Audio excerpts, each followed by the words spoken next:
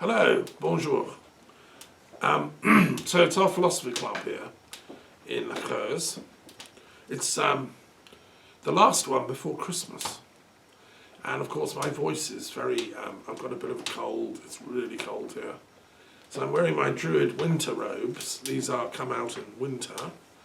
We're coming up to the shortest day of the year, solstice, and it's 21st of December. So, yeah, greetings from the cold La Creuse in the middle of France. I'm going to make a few comments before we look at the tarot of the gods and check in what they're up to, but it's been quite busy for me. I haven't done this for 2 weeks and lots happened. So we've had this ongoing continuing war in Gaza. It turns out that the Israeli Defense Force is using a new AI program called the Gospel, which generates targets to hit and strike and sends out information direct to the bombing facilities, and then they send out bombs and missiles and whatever. Automatically, no humans actually look at it and say, should we bomb that house? It's got like 6 families living in it and there's no Hamas people inside. They're feeding information based on, like, there was one Hamas guy seen there 6 months ago, so that counts as a target. Now this is very unintelligent and it's led to the mass slaughter of civilians. Thousands of innocents have been killed in the hope they'll get 1 or 2 Hamas guys. I think this stuff should be outlawed, and for them to call it the gospel is just so cynical. I don't know what it is with the Israeli Defense Force. They're killing Christians and Muslims, all of whom venerate Jesus of Nazareth, whose birthday we're about to celebrate. And what are they doing? Raining hellfire down on them in the name of a gospel. It's like almost like an antichrist type of thing. And I believe they should be held to account through international law. And I will work tirelessly to ensure that this kind of software is not used ever again in a war, because it's obscene, it's anti-human, not just anti-Christian, it's anti-human. And yet they continue to justify it, and they seem to have America in their pocket, because Biden dared say that's enough, stop. And the American political elites, Republican Party and Democrats alike, seem to be utterly an ad hoc to, to Israeli supervision. I mean, that's wrong. Israel's a tiny country with only a few million people, and America's a vast superpower. So come on, guys, we've got to do something about this. And that none of that means I'm in favour of Hamas. I think they triggered all this. Their leader authorised an attack on Israeli students, youngsters at a dance festival. They broke out of Gaza and then killed about nearly 1,200 people in gruesome ways, and also raped them, apparently. And a colleague of mine who's a professor of international relations in Israel, called Dr. Elkayam Levy, at the Hebrew University, a lawyer and a scholar, is working on cataloguing the actual numbers of rapes. So, Israelis are quite thorough in that matter. But that 2 wrongs don't make a right, I was brought up. 2 wrongs don't make a right in English. So what's being done now is a wrong. That doesn't reverse or heal the wrong that was done before. If I'd have been Prime Minister of Israel, I would have, on the 8th of October, I would have gone to the International Court of Justice. And I would have said a war crime has been committed against us. We need to find out exactly who authorised it and did it. And legal teams should have gone in investigating. And if Hamas refused to hand them over, then the UN should have gone in as a peacekeeping force to extract them, instead of Israel doing it. It looks like a crazy nation. So anyway, that's my little 2 cents worth on that. Meanwhile, we've got the Ukraine and Russia still continuing in this horrible cold weather. There's no peace in sight there. And Mr. Putin is smirking all over our TV screens, but he has a face of unadulterated evil as far as I'm concerned. He knows how to manipulate the media. A friend of mine helped train him. I have some guilt on this. when he was in St. Petersburg, he went to her at the University of St. Petersburg, Media Studies Department, and said, train me, I want to be a politician. And she confessed to me that she helped him look media friendly. This is what I feel academia's taken a wrong turning. It doesn't factor in the morality of what it does. Just as the people who've made the software for the gospel don't think about the morality of how it can be misused, which is very, very worrying.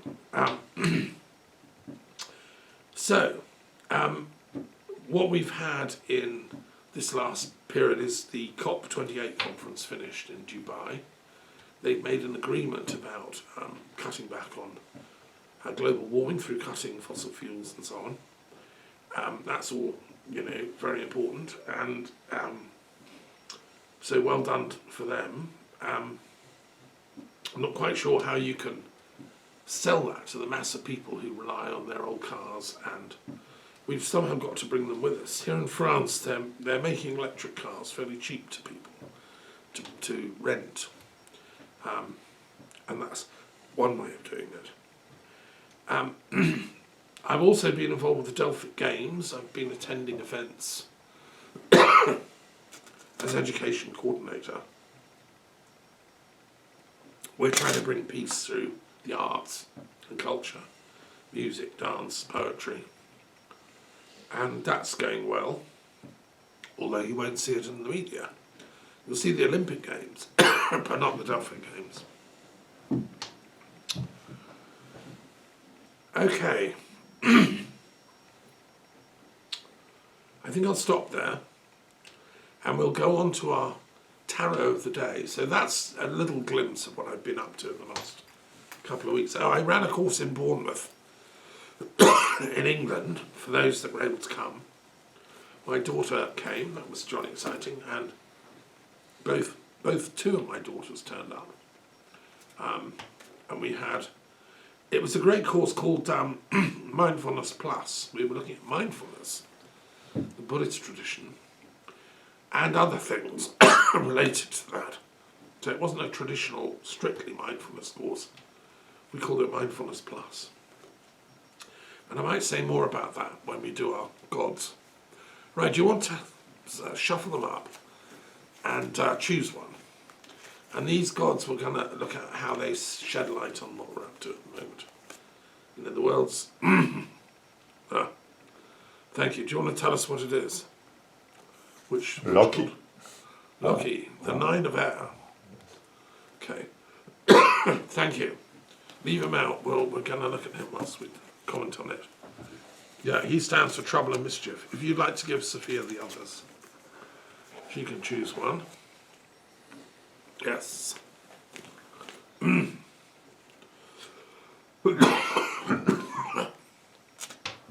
Dada. Okay. Thank you. Right.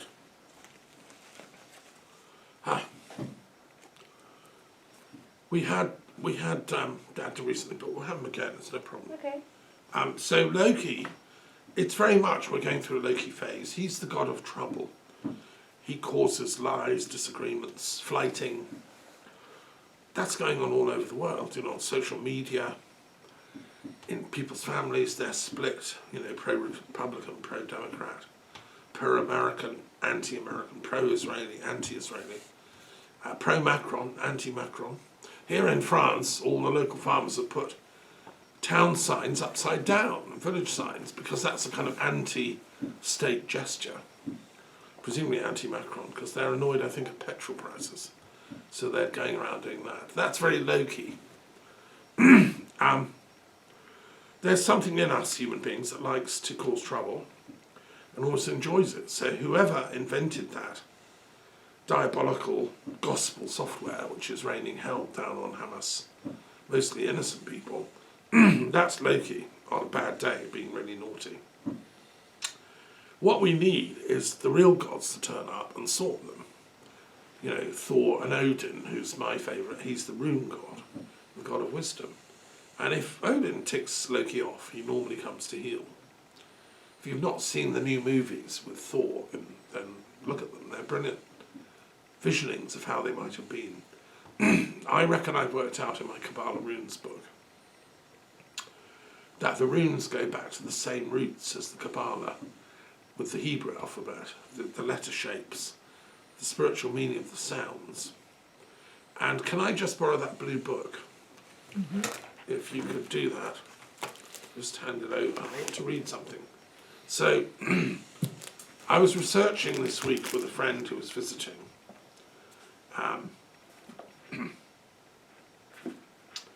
And I came across a very interesting guy that I'd not come across before.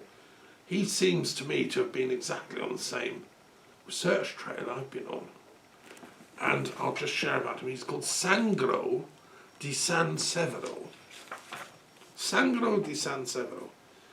From the south of Italy, Naples, 1710 to 1771. He was the most important Freemason in Italian history in the early phases. Born into the Naples aristocracy, educated at Jesuit schools in Rome and Naples, he made lots of inventions, hydraulic machines, tapestries. He was commander-in-chief of the Neapolitan army at one point, celebrated as a precocious genius. He then became a member of the Italian Freemason Lodge of Naples in the 1740s, and this is the time when Mozart and others, it was very chic to be a Freemason, you know, and I'm sure it was in Naples. He became Grand Master. And then he wrote lots of works and letters to political figures. And he, some people were criticising Freemasonry. He wrote to people saying, no, actually, the best nations in the world, the strongest, are now, like Prussia or Great Britain, are those which have mostly active Freemasons among their generals. Like Frederick the great king of Prussia, was an advanced Freemason. So he wrote this letter of apology defending Freemasonry and its usefulness to monarchs. But, so that's all very interesting, that's just politics, but this is the bit that I liked. He also had, in the book, a theory of language, of the magical power of words, and of mysterious sacred languages. Central among these is the Quipu, the language expressed according to De Sangro in the knotted chords by the Incas in Peru, some of which have been burned as potentially demonic by Jesuit missionaries. Now, I've studied these Quipu. I know some have survived, and people have interpreted them. So they didn't have letters in the Inca. They had like a fringe with tassels hanging, and depending on how many knots was in each, they can interpret that text. Now, this guy, amazingly, was studying all that stuff. I don't know how he got hold of it. And then he was linking it to this idea of a common core universal sacred language of sound, which he said was universal to all faiths. And the god of the Incas was similar, he said, to Hermes Trismegistus in the Hermetic tradition. Now that's an advanced Masonic intellectual working at the cutting edge of interfaith peace studies. And, you know, look him up, he's a fascinating figure. So, what I did in my Kabbalah Runes book is I showed how this is the case. I proved it, I reckon. You know, because I'm living like 200 years after this guy. We now have access to lots more texts. We have the work of linguists and philologists for the last 200 years. And I think we can prove that early man spoke an ancient language, which they regarded as sacred. And the Kabbalah is the Hebrew equivalent of that. And that predates the Bible. The Bible came later because it was written down very recently, only like 3,000 years ago, when Solomon and David were setting up writing shops in the temple area. Before that, it was all oral. When Abraham was around teaching, and let alone Enoch, who predated him by many generations, it's all oral. And that's the point at which information is incredibly sacred. Now, the runic masters in the Norse tradition, in Anglo-Saxon, Scandinavian, Norwegian, Viking world, Iceland, they were doing the same, Sweden. They knew about these runes, and if you study them both in detail, put them parallel, you see they must go back to a common root, which I speculate is about 10,000 BC in like somewhere in the Scythian region, where the ancestors of these peoples, Indo-Europeans and Hamito-Semitics, all came from, our ancestors. Which is why I say stop the wars, because by using scholarship I can prove there's an original unity. Let's focus on that, folks, instead of attacking each other. So anyway, that's what Loki, I think, at his best is trying to say. You know. Now, as if we need backup, because not everybody listens to Loki, they think he's too naughty. So let's go to Dagda, who's the king of the Irish gods. The Tuatha Dé Danann are the great powerful Irish gods. And I've got Irish blood in me. I met Irish druids there. You know, they're very interesting, the Irish gods. And we know more about them than most other druid traditions because they survived recently. And they're still surviving. There are still druid practitioners in Ireland. They were never eradicated by the Christians. The Christians sat and listened to them and wrote down their stories. So we have great Irish Christian medieval historians who wrote their legends down. And they studied them. Those are the ancient Irish druid texts, and this is where Dagda comes from. He was like a really powerful god, and he also had a wonderful feasting hall, had a magic cauldron that always had food in it.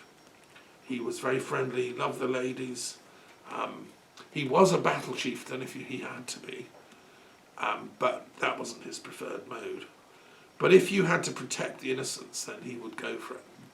And he usually won his battles. So it's interesting that Ireland, of all European countries, is the one speaking out against Israel's diabolical misuse of AI at the moment, and all power to them. They are a neutral country. They don't want to get sucked into World War III. They want this killing and fighting to stop. I'd be happy to work with Irish colleagues on, there should be like an Irish peace mediation force. I've been trying to get a European Union mediation service going. Ireland can pioneer that, help fund it. Get official people to go in with European Union, flags and insignia, and they can be staffed by Irish mostly, but also Finnish and all the other kind of decent-minded Europeans who want this fighting to stop. So that, I think, is Dagda's contribution. Right. Any questions or comments on those two? Have you heard of them before?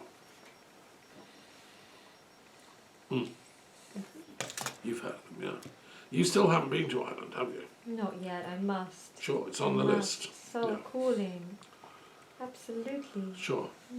Well, you need to go to Tara and all the other sacred druid sites. Absolutely. I have friends there, we can arrange a trip. We must. You could go and do sound healing. Yes, please. The person that I first met who was a sound healer, Sashiva, she took her gongs and sound healing stuff to Tara. Wow. And we were there together with other colleagues. And she was doing the sound. If you do that sort of sound healing work at magical sites, it amplifies it. Absolutely, yeah. And that's what we need. So if anyone's interested from Ireland and teaming up with Sophia, we can arrange a magical mystery tour of sacred sites. That would be great, wouldn't it? Definitely. Okay, let's do another one. That was very interesting. Right, I'll give them back to you to have a little cut. Give them a shuffle and think about current world affairs.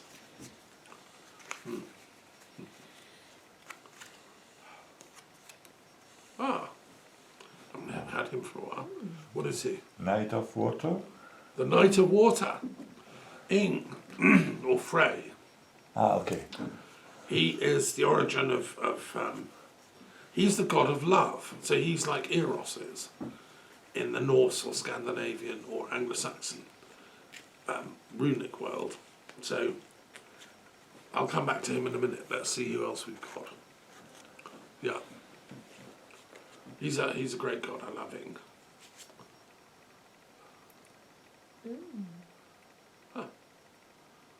Ilmarin. Ilmarinen, who's the knight of the earth. Earthy. Yeah. So we have the Knight of Water and the Night of Earth. Now, I spent a long time trying to understand about the English, because my parents were, partly English, Irish and so on, and why were the English so successful in going around the world with boats and colonising huge parts of the world in there? Well, I think this is the secret. Unfortunately, this isn't taught in schools, although I did used to make my students always make a rune set. And if you, and it's also a rune, ing, which is here, which stands for the sound. They had a letter for it. We just have ng. I think we've lost. Now, ing words often have an activity attached. They're action words like spring, loving, kissing. It's part of the verbal form that means to spring into action. Spring is when the love forces all start up. And ing is behind all those words. He is the love God that lives in all of us and springs into action when we act. And I reckon he's the origin of the word England or English. An English person is someone who knows that force and uses it wisely. All this, racist stuff about England for the English. No, we're supposed to be embodiments and avatars of Ing, bringing love to the planet. And that was the original idea behind John Dee's coinage of the word, the British Empire. He was an Ing person. He wanted a world of love. So did Queen Elizabeth, his muse and mentor. And so Ing is an important deity, and it's our destiny, really. Now, unfortunately, England has been taken over by dark forces, warlocks, who don't understand love. They've translated it as egotism. They've gone for power, and therefore it's possible to bribe and corrupt them. The high-level Tory party people have been bribed and corrupted by people with vast amounts of money who are now trying to get their hands on the NHS, getting our data. And in Russian forms, they wanted to do Brexit, to break up the English from the European Community of Nations. Now I say enough is enough. I'm with Ing. This shouldn't be allowed, because love is about unity and togetherness. And I've travelled in, 20-something European countries. I've always been welcomed. I've given talks, I've spoken at universities. I was just in Paris the other day, visiting England. Why should that be impeded? Why should my daughter not be able to travel equally and work and teach in other countries? So let's not forget, Ing is really about love. And I'm part of a fight back against Brexit, the Liberal Democrats, the Labour Party, the Greens. We're fighting against this madness. Also the True and Fair Party of Gina Miller and others. We're saying enough is enough. We want to manifest love as a nation. And also it's very rude to our Scottish and Irish friends who share the British Isles with us, and the English don't have the right to impose Brexit on them. They never voted for it.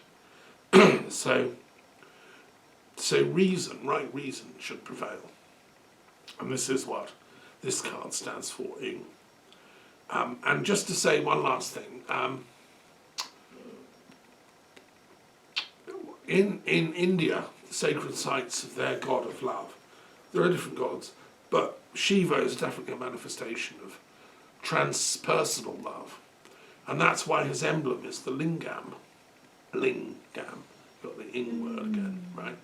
And I've been into Shiva temples, and at the heart of them, there's a lingam, which the priest then gives you, I've got a wreath that I was given. And it's a sacred thing. I've kept it all those years. That was at Tiruvannamalai, where Ramana Maharshi was living in his ashram. Okay, so fast forward, I go to Sweden, in a town in the southwest of Sweden. I go to the town museum. I'm looking around. What do I see? I see a great big phallus, a lingam, with a little sign saying, these lingam things are found all over Norway. They stand for Freya, for Frey. And it was a way of having him in the temple. Well, because I know about comparative religions, I know that that's what happened in India. So in a sense, Ing is like the equivalent of Shiva and worshipped in the same way.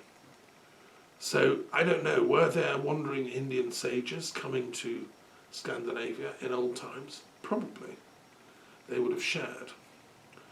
And in fact, one of the most important of the Shaivite teachers, known from the lineage of all the great Shaivite scholars and sages and enlightened people, is represented in Shaivite art in India exactly as the man shown on a Dorset hillside holding a big club with an erect phallus. And that figure is taken from Shaivite archaeology. And the possibility is that Shaivite missionaries got to Dorset sometime before Christ and carved him out on the hillside to say, we were here. You know, there's really no other explanation. And of course you won't read this in the history books. They will say it was Roman or Celtic, Cananus, but actually it looks like Shiva. So there's Ing. He's quite an interesting deity, really. And he stands for this love force that needs to be rightly used, rightly channeled, for the protection of the earth and the protection of the female and the love of life, you know. And then we have a very clever god. This is a really important god to get on your side. This is the Finnish god, Ilmarinen, who's the knight of the earth. And he appears in their sacred text called the Kalevala, which if you haven't read, you know, get it as a talking book. It's full of stories, legends, how the gods interact with humans, just like in the Druid stories. And Ilmarinen is like an engineer. He makes things which are magical. He can make boats which fly. And he makes the Tsampo, which is a mysterious thing. It's never fully described. What is the Tsampo? Basically, it does anything you want. And I therefore have him designing some software. He's sitting at a computer, because that is the modern day equivalent of the Tsampo.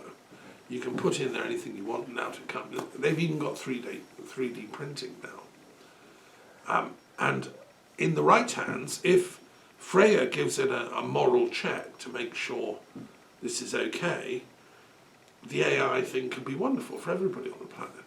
I would like to see AI used for peace, not for war. I think it's blasphemous to use it for killing people. AI, we should be able to plug in, this is what Ilmarinen would do. He'd plug into the Tsampo, I want peace between Israel and Gaza. Here's the parameters, these are the factors, this is the history, these are the numbers involved, this is all the pain. He'd find a way of quantifying all the pain, the heartbreak, 18,000 now dead. It's, you know, how can you get peace? And the Tsampo would click away for a couple of days and come out with the answer. Like, you know, demilitarise Gaza, Hamas people hand in their weapons, Israel aren't allowed to enter, they stop bombing, UN peacekeeping force goes in, and therapists to heal the trauma of these guys, and the British Commonwealth, that's Freya, steps up and says, we'll rebuild the entirety of Gaza, but on condition it's a peaceful place. No more Hamas smuggling weapons around. Anyway, that might be what comes out of the Tsampo, for instance. So that's Ilmarinen. We need him on our side. And Finland, I would just like to say, is an amazing country. I've known Finnish people. They're incredible, highly intelligent, very artistic, very creative, and they give us, I think, Samsung, or they give us certain kinds of, you know, they're very good at high-tech stuff. And they've got a system in place in Finland for recording and collating all their cultural heritage. They call it the Tsampo. It's a sort of like an internet database of all their poetry and things. And the bards of ancient Finland were inspired bards. In the beginning, they work with the creator, who's a water bird, who then creates the universe out of the water birds. and we have a lake here with water birds, and the sacred goose comes, you know, the eggs of the sacred goose. So this is the creative life force that these gods are working with. They don't want to see humanity destroyed. It's fun. Humanity's fun. They like playing, you know, life and love games with humanity. They don't want to play war games anymore. So it's interesting, we haven't had any war gods on this evening. So I think that they've taught us the lesson how to get peace through applied intelligence and through love, through strength and abundance, and through channeling our naughtiness into more useful pursuits like wisdom and intelligence, mindfulness even. We have to be mindful of what we're doing on this planet. And just to say, in the course on mindfulness, I did point out to the students that although mindfulness has really taken on, it's a great thing, and there's lots of courses, and it's being taught in Bournemouth at this centre, run by my friend, Annabelle Lazenby, it's only one of the eightfold right path of Buddha himself. If Buddha was here to say, don't forget the other seven, which are right view. A lot of these conflicts are coming from people having the wrong views. Right resolve, which means I am determined to stop these wars. Right speech, which means I won't say anything that adds to them. Right conduct, so I'm not going to, become a dark force torturing people. Right livelihood, so I'm going to earn my living honestly and decently doing good work. Right effort, so I'm going to make an effort to make a difference, use my short life for that. And then right mindfulness, which is very important. And then right meditation, without which none of the others really function. So you need all 8 together. And I would love to see some software designed by Ilmarinen, like how can you apply the eightfold path in conflict situations like Gaza and Israel? You can. The politicians don't have right view. They don't have right conduct. They don't have right livelihood. And so how can we get peace? So I think I'm one of those people that say we need a global enlightenment on the planet to awaken us all to a possible world that people that are obstructing and blocking our views, nobody in their right mind would think it's great to send AI called the gospel to attack myriads of people who themselves never did any harm. It's just some of the people hiding in the tunnels have done some harm. We should get those guys and take them to court. Those are war crimes. So they should be prosecuted. Anyway, so I think we'll stop there. Okay. Are there any questions or comments, feedback before we finish? I had a question about the rainbow lady in the background and the rainbow across the sky. Yes, rainbows appear.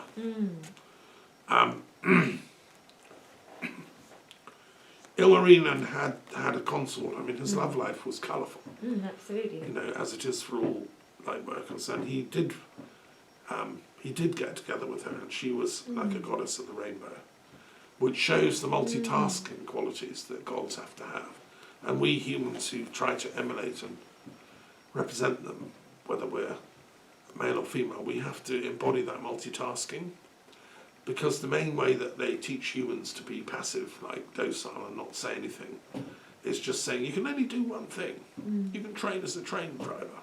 You can train as a sheep farmer. Well, Ilmarinen says, to hell with that, I'm going to be multitasking, And that's what the gods do. And so his consort is a rainbow goddess. Beautiful. Yes.